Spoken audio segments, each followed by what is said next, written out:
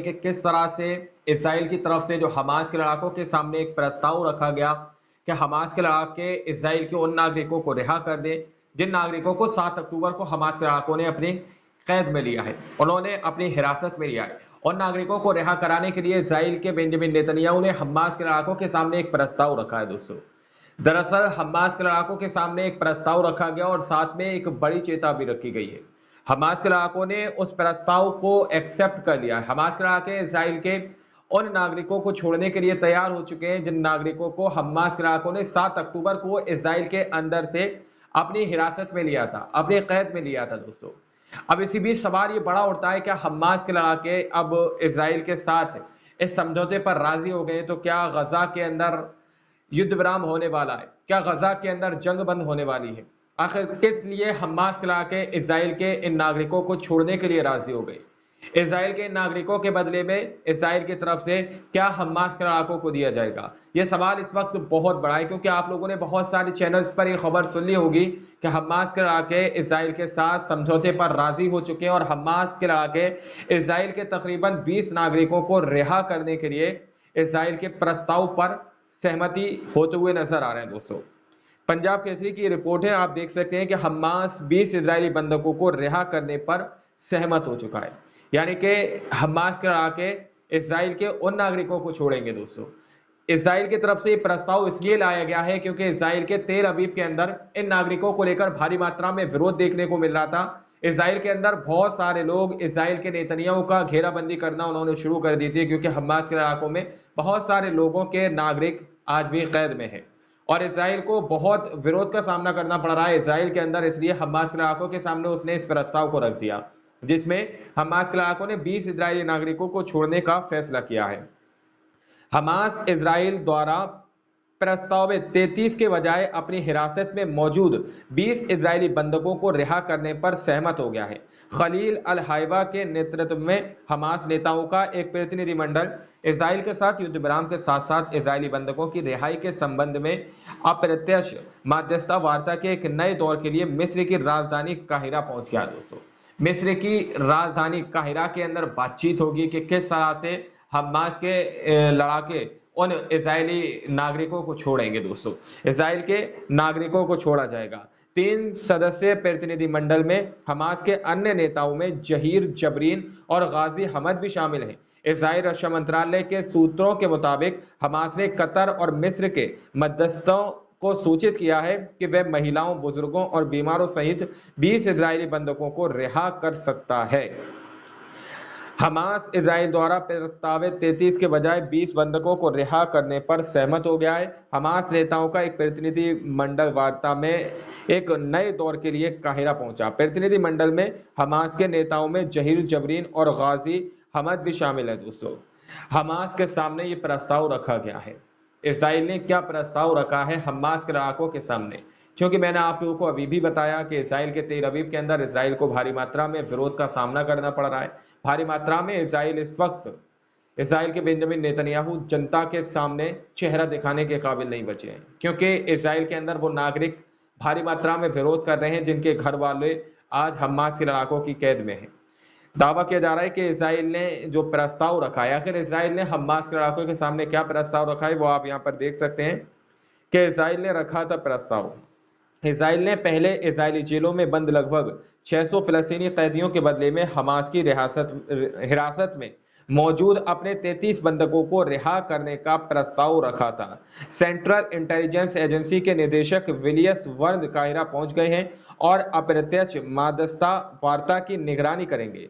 Mossad प्रमुख David वार्निया के नेतृत्व में इजरायली प्रतिनिधिमंडल पहले से ही काहिरा में है। सूत्रों के मुताबिक हमास ने 40 दिनों के लिए युद्ध विराम और बाद में गाजा पट्टी से इजरायली सेना की स्थायी वापसी की मांग भी की है। दोस्तों, इसराइल के सामने इसराइल के नेतन्याहू ने हमास के लड़ाकों के सामने ये प्रस्ताव रखा है कि वो तकरीबन 600 फिलिस्तीनियों को रिहा कर देगा। इसराइल की जेलों के अंदर जो 6 फ़लस्तीनी कैद हैं, उसमें से तकरीबन 600 फ़लस्तीनियों को रिहा किया जाएगा। उसके बदले में हमास के लड़ाकों से कहा गया है कि तुम सिर्फ 33 इसराइल के नागरिकों को छोड़ दो, इसराइल के बंधकों को आज़ाद कर दो। इसराइल के नेतन्याहू ने ये प्रस्ताव उसके सामने रखा है, लेकिन हमास के लड़ाकों ने इसराइल के प्रस्ताव को खारिज करते हुए उसने अपनी शर्तें इसराइल के सामने डाल दी हैं दोस्तों। इसराइल के सामने हमास के लड़ाकों ने कुछ बड़ी शर्तें इसराइल के नेतन्याहू के सामने रख दी हैं। दरअसल दावा किया जा रहा है कि हमास के लड़ाकों ने इसराइल के सामने ये नियम रखा है कि वो तकरीबन 600 फिलिस्तीनियों को तो रिहा करेगा ही इसराइल, उसके साथ साथ हमास के लड़ाकों की तरफ से तकरीबन मात्र 20 लोगों को रिहा किया जाएगा, 20 लोगों को छोड़ा जाएगा। यानी कि इसराइल के जो नागरिक हैं, जो 33 का मुजाहिरा यहाँ पर इसराइल करता हुआ नजर आ रहा है, उनके लिए हमास के लड़ाकों से बात करते हुए नजर आ रहा है, उसमें से 20 इसराइल के बंधकों को हमास के लड़ाके रिहा करेंगे। ये बात हमास के लड़ाकों ने कही है। वहीं पर हमास के लड़ाकों ने इसराइल के सामने ये भी शर्त रखी है कि यदि इसराइल इस बात पर राजी हो जाए कि इसराइल 40 दिन तक गजा पट्टी के ऊपर हमला नहीं करेगा, 40 दिन का युद्ध विराम हमास के लड़ाकों ने मांगा है कि 40 दिन तक हमास के लड़ाकों पर हमला नहीं किया जाएगा। वहीं पर एक और शर्त हमास के लड़ाकों ने इसराइल के सामने ये रखी है कि इसराइल की सेना जो गजा पट्टी के अंदर इस वक्त उपद्रव मचा रही है, गजा पट्टी के अंदर बेकसूर निहत्तों पर हमला कर रही है, उन लोगों को पूरी तरह से वहां से बाहर निकाल लेगी। यानी कि गजा पट्टी के अंदर से इसराइल के सैनिकों को पूरी तरह से स्थायी वापसी की घोषणा करना पड़ेगी। इसराइल को, इसराइल के बेंजामिन नेतन्याहू को इस बात की घोषणा करना पड़ेगी कि हम गजा पट्टी से इसराइल के सैनिकों को वापस ले रहे हैं दोस्तों। दरअसल दावा किया जा रहा है कि पीएम नेतन्याहू ने मध्यस्थों को किया है सूचित। उन्होंने पहले ही सूचित कर दिया कि हालांकि प्रधानमंत्री बेंजामिन नेतन्याहू ने मध्यस्थों को पहले ही सूचित कर दिया है कि यदि मध्यस्थता वार्ता आगे नहीं बढ़ रही है तो इजरायली सेना अगले शुक्रवार तक गाजा पट्टी के राफा क्षेत्र पर आक्रमण करेगी। इजराइल के प्रधानमंत्री कार्यालय के सूत्रों ने आईएनएस को बताया, नेतन्याहू ने अमेरिका से कहा था कि इजराइल के पास अपने बंधकों को छुड़ाने के साथ साथ हमास को हराने के लिए राफा में सैन्य अभियान के अलावा कोई विकल्प नहीं है दोस्तों। चूंकि इसराइल की तरफ से बार बार राफा शहर के ऊपर हमला करने की बात कही जा रही है, तो इसराइल ने ये चेतावनी हमास के लड़ाकों को भी दे दी है कि यदि हमास के लड़ाके इसराइल के प्रस्ताव पर राजी नहीं होते हैं तो आने वाले अगले शुक्रवार को, अगले जुमे को राफा शहर के ऊपर सैन्य अभियान शुरू कर दिया जाएगा। यानी कि जमीनी तरीके से हमला शुरू कर दिया जाएगा। यहाँ पर आप लोग इंडिया न्यूज की एक और रिपोर्ट पढ़िए कि इसराइल किस तरह से हमास के लड़ाकों को धमकी दे रहा है। आखिर किस तरह से हमास करा के इसराइल के प्रस्ताव पर नाराजी हो दोस्तों। इसराइल ने हमास को दी बड़ी चेतावनी, कहा इस समझौते पर सहमत हो नहीं तो राफा ऑपरेशन का करें सामना। इसराइल हमास के इलाकों को राफा शहर के अंदर जो 1.7 मिलियन की आबादी है, तकरीबन 14 से 15 लाख लोग जो राफा शहर के अंदर फंसे हुए हैं, राफा शहर के अंदर अपनी जिंदगी गुजारते हुए नजर आ रहे हैं। इसराइल उन नागरिकों को जो है दिखाकर हमास के इलाकों को डराने की कोशिश कर रहा है कि यदि हमास के इलाके इसराइल के इस प्रस्ताव पर राजी नहीं होते हैं तो इसराइल राफा शहर के ऊपर हमला करना शुरू करेगा, जिसके अंदर कत्लेआम देखने को मिल सकता है हमास के इलाकों को।